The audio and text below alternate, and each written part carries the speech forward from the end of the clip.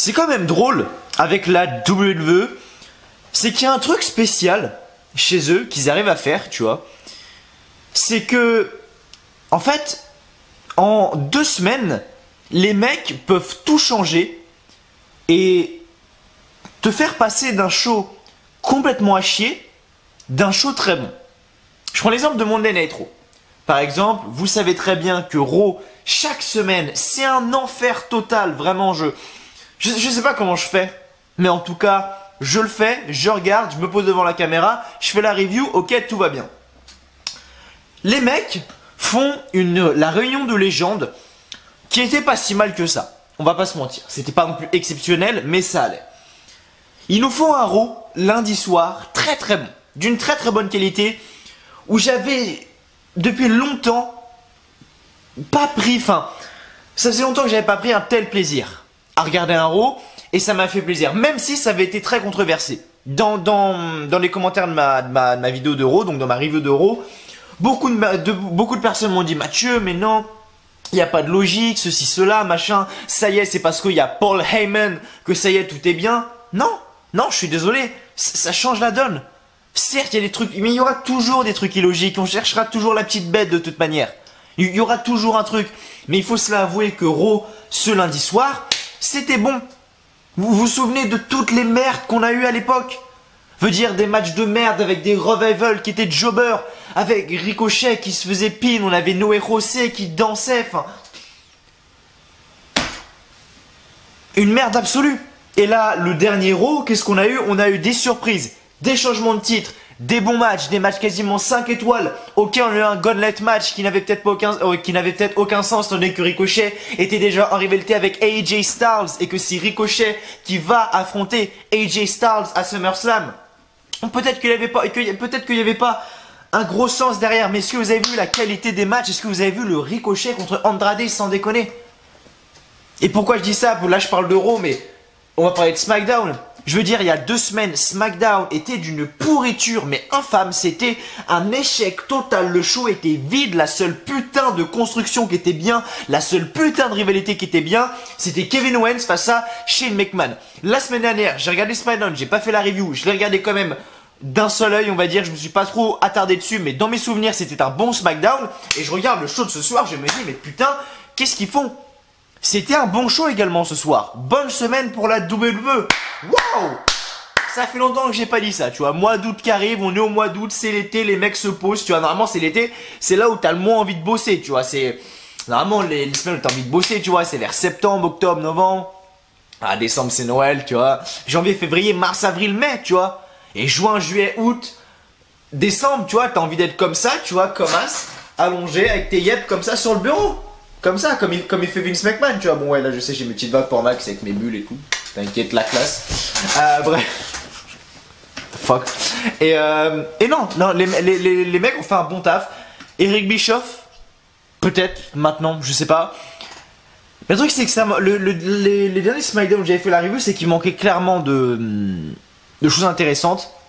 Et ce soir, on a eu beaucoup de choses intéressantes. J'ai été intrigué par pas mal de choses.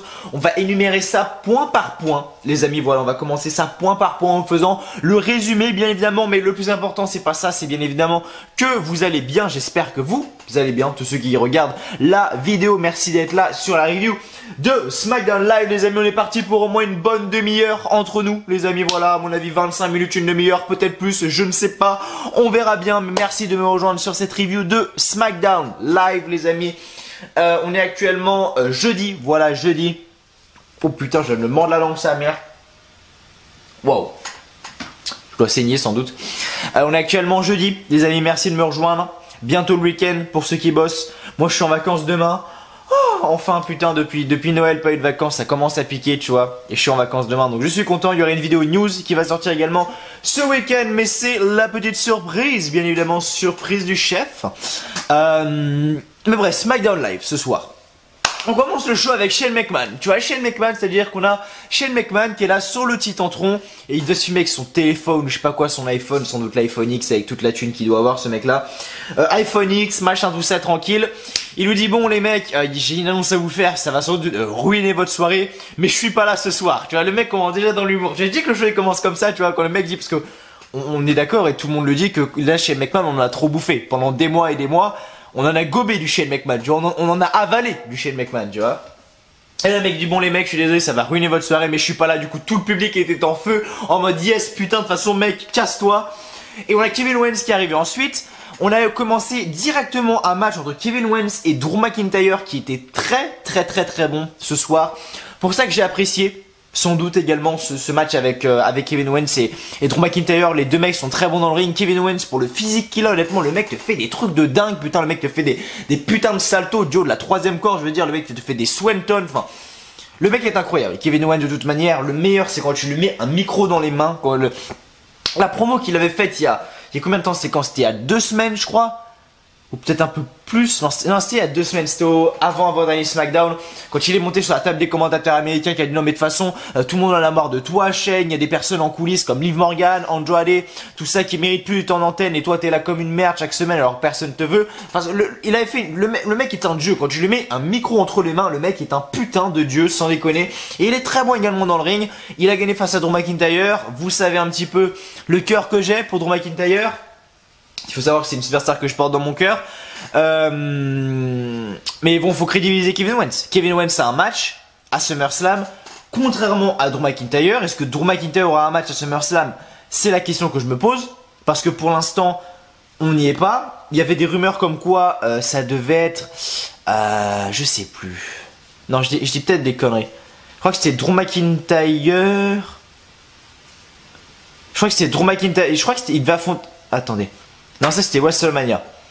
C'était Undertaker, j'allais dire Drew McIntyre, Undertaker à SummerSlam, mais non, c'était Undertaker, Drew McIntyre à WrestleMania 36 qui est prévu. Mais bref. C'est pour vous dire qu'on a commencé le show très fort et j'ai beaucoup apprécié. On a Aleister Black. Maintenant, quel gâchis, j'ai envie de vous dire, d'un côté pour Aleister Black. Je vous avais dit dès le début que c'était une très mauvaise idée de le mettre en rivalité avec Cesaro. Cesaro, un mec qui... Et c'est pas de sa faute. C'est son utilisation, mais évidemment, je critique pas, mais... Un mec qui est fade, qui a très peu de charisme, une fade personnalité.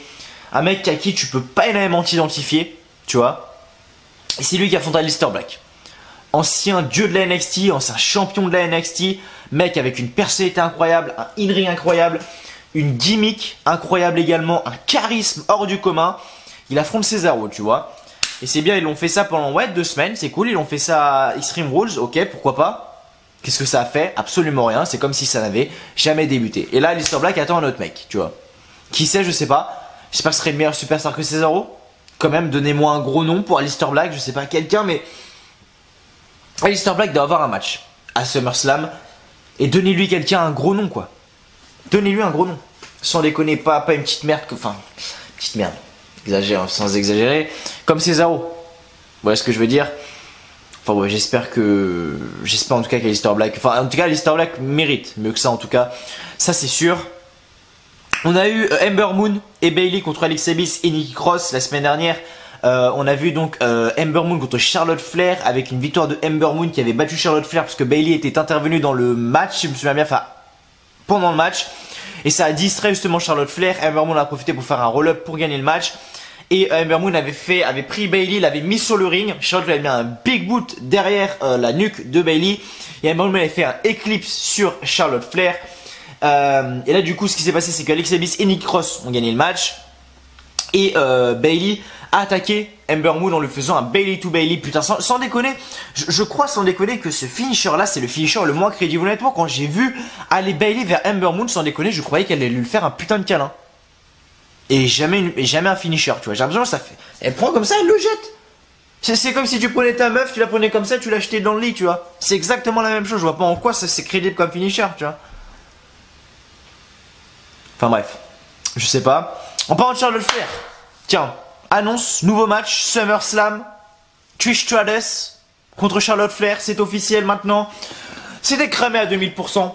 Ah, de toute manière, Charlotte Flair la semaine dernière à SmackDown. Oui, alors je veux quelqu'un avec un peu de niveau, s'il vous plaît, pour SummerSlam, machin. Oh, des rumeurs ce week-end. Une légende féminine va être de retour à la WWE. Oh, mais qu'est-ce qui se passe à SmackDown? Trish Stratus, tiens, bizarre. Oh, je reveux un match dans ma carrière. Becky arrive, Charlotte Flair. Bon, quelle surprise. Franchement, quelle surprise. J'étais épaté. Non, sans déconner, j'ai vu le truc. C'était mais putain de gros comme une maison. Mais énorme, tu vois, gros comme une maison. Bref, qu'est-ce que vous voulez que je vous dise, à part qu'on aura Charlotte Flair contre Trish Stratus, tu vois. Ça peut être pas mal. Honnêtement, ça peut être pas mal, étant donné que les deux sont bonnes, tu vois. Dans les deux sens du terme. Vous avez compris ce que je voulais dire. Il y a bonne, voilà, et bonne dans le ring.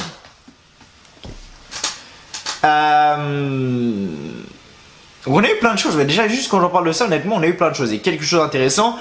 Ce soir, on a eu Finn Balor qui a... Non, c'était après ça. On a eu un épisode du Firefly Funhouse. Donc le Firefly Funhouse, visiblement, ça continue, même si le personnage de Bray Wyatt a fait son retour. On avait la marionnette, le lapin, qui nous a souhaité la bienvenue et a dit que Finn Balor va perdre SummerSlam, machin. Bray Wyatt a rigolé. On a Dolph Ziggler qui est arrivé. Très content pour Dolph Ziggler parce que le mec est l'un de mes catcheurs préférés depuis le début qu'il est arrivé à la WWE. Le mec a... Je pense pas qu'il va avoir un run pour un championnat du monde ou quoi, mais voilà, j'ai toujours apprécié Dolph Ziggler et ça me fait plaisir de le voir. J'avais pas envie qu'il quitte. À un moment, il y avait des rumeurs comme quoi il devait quitter la WWE et tout. Honnêtement, j'en avais pas envie. Ça fait plaisir que le mec soit resté. Et ce soir, il gagne face à Finn Balor, car oui, effectivement, on a comme il y a 2 semaines à Raw, Finn Balor en plein match, machin.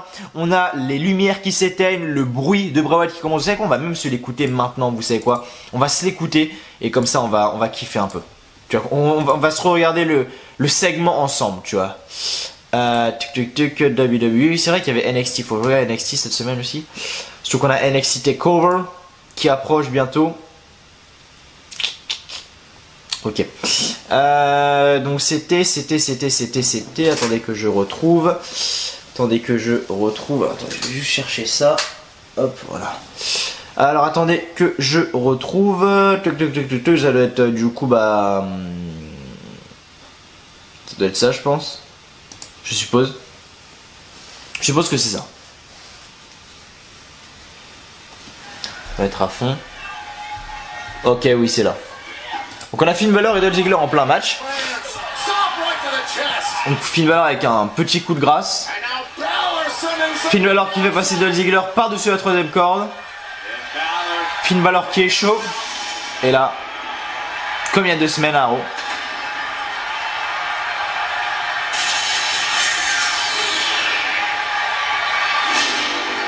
Les lumières qui s'éteignent. Et là, rien du tout. Bray Wyatt avait attaqué Finn Balor, là, il y a 2 semaines. Donc là, on a juste vu le visage de Bray Wyatt. Alors, je sais pas trop où il était. Il devait être sur le titre en tronc, je pense. Oh my God, the Fiend is here in the arena. Je sais pas trop où était Bray Wyatt en fait. On le voit. Je sais pas trop où il était.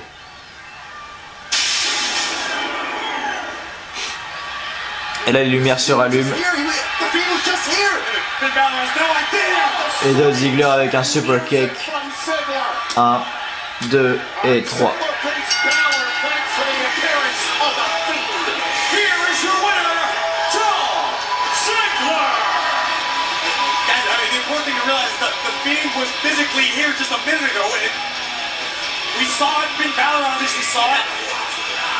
I don't know how Finn Balor overcomes this. I honestly don't.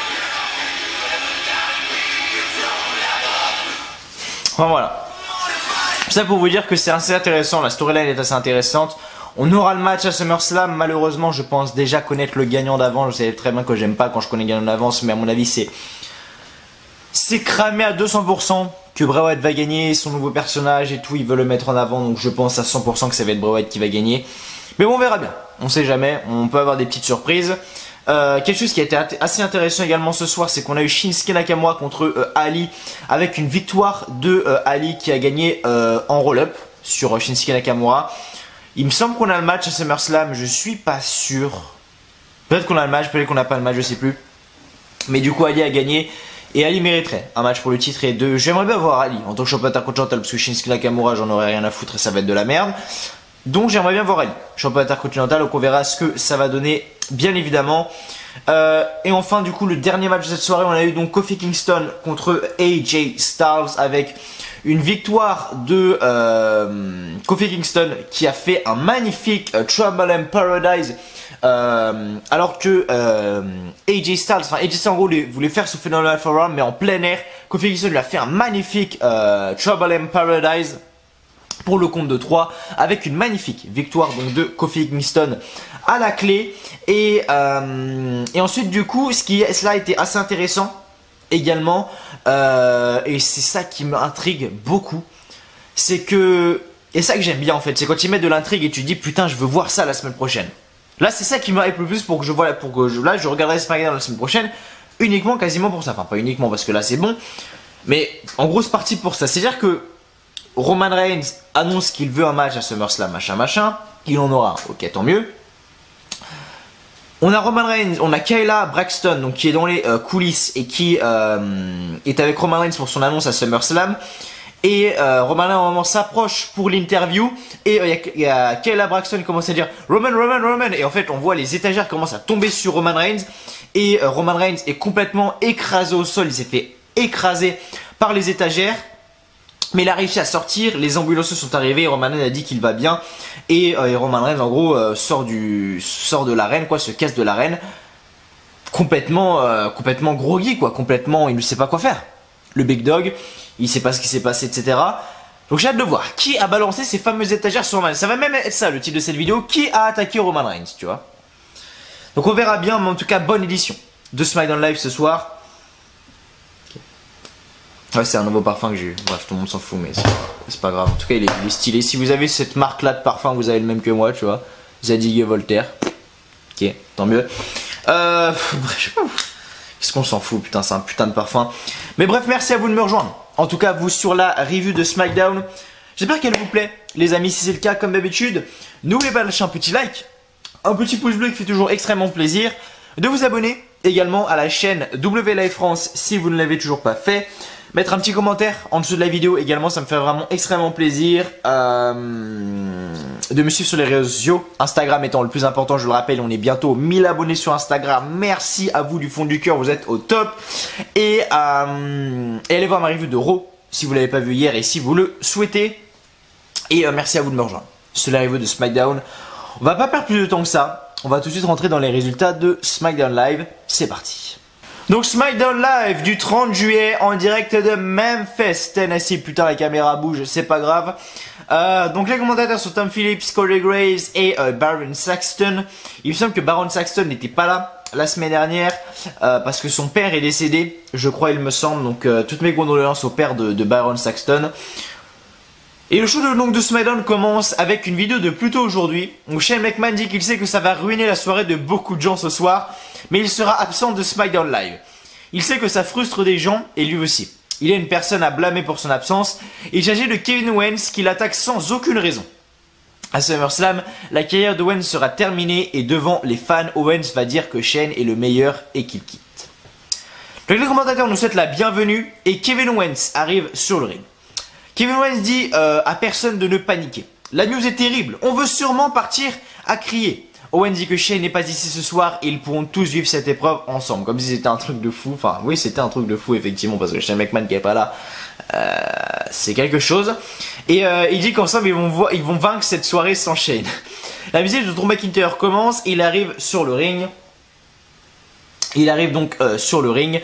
McIntyre dit que Owens parle trop. Shane n'a pas mentionné dans sa vidéo que les deux vont s'affronter ce soir. Il y a aussi autre chose. Et McIntyre donc frappe Owens. McIntyre l'amène en bas du ring et lance contre le poteau et la table des commentateurs. McIntyre dit à Owens de se préparer car le combat est maintenant. The combat is now. Du coup on a donc Kevin Owens contre Drew McIntyre avec une victoire de Kevin Owens. À la fin du combat donc Kevin Owens surprend McIntyre avec un stunner sur la table des commentateurs et enchaîne avec un super kick et un second stunner sur le ring pour le compte de 3. Donc victoire donc de Kevin Owens. Ensuite de retour on retrouve Aleister Black en coulisses. Aleister Black il commence à penser qu'il est différent. Pas de façon esthétique mais ils se sont différents. Parle différent. Parle différemment, je pense qu'il y a quelque chose qu'il voulait dire, mais bref, parle différent. Il a invité les gens à prendre un combat contre lui. Un vrai homme a accepté, il l'a vaincu. Comment écrire son prochain chapitre? Il se retrouve encore dans sa prison, assis ici à attendre. Cette fois-ci, il est moins patient, il attend quelqu'un. Tag team match, Ember Moon et Bayley contre Alexa Bliss et Nikki Cross. À la fin du combat, Alexa Bliss frappe Bayley sur le tablier et enchaîne avec son Twisted Bliss sur Ember Moon pour le compte de 3.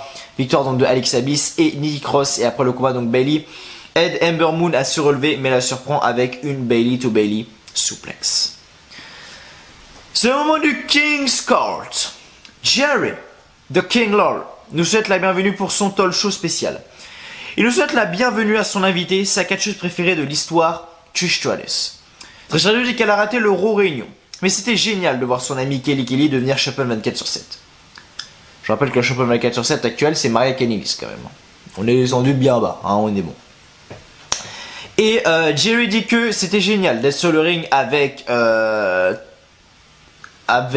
Stone Cold et les autres, c'était magique. Ensuite, les gens disaient qu'elles aimeraient tout aller sur le ring et faire un autre dernier combat. Est-ce que Trish aimerait en faire un autre? Trish dit qu'on sait tous que là, W est dans son sang, mais elle est une mère maintenant. Et la musique de Charlotte Flair commence et elle arrive. Et Charlotte Flair, elle a un peu titillé Trish Stratus en lui disant ouais, c'est pas parce que t'es mère que t'as pas avoir un match et tout. En gros, Charlotte donc arrive sur le ring. Charlotte Flair dit que ça prend une reine sur le King's Court. Vous avez compris, King roi, Queen reine, Charlotte la reine, bref. La question est de savoir pourquoi la meilleure catcheuse n'est pas à SummerSlam. Charlotte la félicite pour être une mère. Elle s'attendait à meilleure que Trish quand même. Et Trish dit que Charlotte est une bonne athlète, mais maintenant c'est une pute. Charlotte ne doit pas oublier qu'elle ne serait pas ici sans elle. Pour être la femme, il faut battre la femme. Trish dit que c'est accepté pour SummerSlam. Et ensuite on a eu un gros face-to-face entre Charlotte Flair et Trish Stratus. Donc c'est officiel, on aura donc Charlotte Flair, oh putain j'ai niqué le bureau. Charlotte Flair contre Trish Stratus, j'allais dire, mais non c'est Trish Stratus à SummerSlam. Ensuite Dolph Ziggler contre Finn Balor. À la fin du combat, donc Finn Balor expulse Dolph Ziggler du ring, mais les lumières se ferment, les lumières s'allument et on voit Bray Wyatt marcher sur la scène. Ah non, Bray Wyatt marcher sur la scène, ok d'accord. C'était ça que j'avais vu du coup, donc c'est pour ça que Finn Balor était étourdi, ok je comprends mieux. Et les lumières se ferment et Wyatt disparaît. Ziggler en profite pour faire un super kick à Balor et le couvrir pour la victoire. Victoire donc de Dolph Ziggler. On a vu le passage tout à l'heure, enfin plutôt moi je l'ai vu et entendu et vous l'avez juste entendu parce que je n'ai pas le droit de montrer à la caméra, sinon il y a des putains de droits d'auteur. Ensuite on avait donc Shinsuke Nakamura contre Ali avec une victoire simple de Ali. À la fin du combat, Nakamura se lance en Kinshasa mais Ali le renverse en roll-up pour le compte de 3. Victoire donc de Ali. Kofi Kingston accompagné de Biggie et Xavier Woods contre AJ Styles accompagné de Karl Anderson et Luke Gallows de OC. Donc j'ai vu, on m'a dit dans les commentaires de ma dernière review de Raw, donc merci à tous ceux qui m'ont informé. Ça veut dire The Only Club. Voilà, donc c'est plutôt pas mal, ça va. Donc du coup voilà, le nom est stylé quand même. Et donc à la fin du combat, donc Kofi ramène AJ Styles sous le ring et se lance en springboard, mais AJ l'attrape et lui fait un backbreaker. AJ enchaîne avec son Phenomenal Forearm, mais Kofi le bloque avec un Trouble in Paradise pour le compte de 3. Victoire donc de Kofi Kingston. Et du coup voilà pour finir le show. En coulisses on retrouve Kayla Braxton avec Roman Reigns pour son annonce de SummerSlam. Roman Reigns s'approche pour l'interview mais des étagères tombent sur Roman Reigns. Reigns est écrasé au sol mais réussit à sortir. Roman Reigns dit aux ambulanciers qu'il va bien. Le show se termine avec Reigns qui ne comprend pas ce qui vient d'arriver. Donc hâte de voir tout ça la semaine prochaine du côté de SmackDown Live. Et j'ai également hâte de vous retrouver la semaine prochaine sur la chaîne W Live France. Même si ce week-end il y a une vidéo news qui va sortir. Donc voilà, soyez au courant. Tout simplement activez la cloche des notifications à côté du logo abonné. Si vous l'avez toujours pas fait pour être au courant de toutes les vidéos qui sortent. Merci à vous de m'avoir suivi. On se retrouve du coup ce week-end pour une vidéo news et on se retrouve la semaine prochaine pour les reviews de Raw, de Spider, etc. Merci à vous d'avoir regardé et je vous souhaite à tous une très bonne journée, une très bonne soirée, que du bonheur, que des bonnes choses et je vous dis à la prochaine. Allez, ciao, bye bye.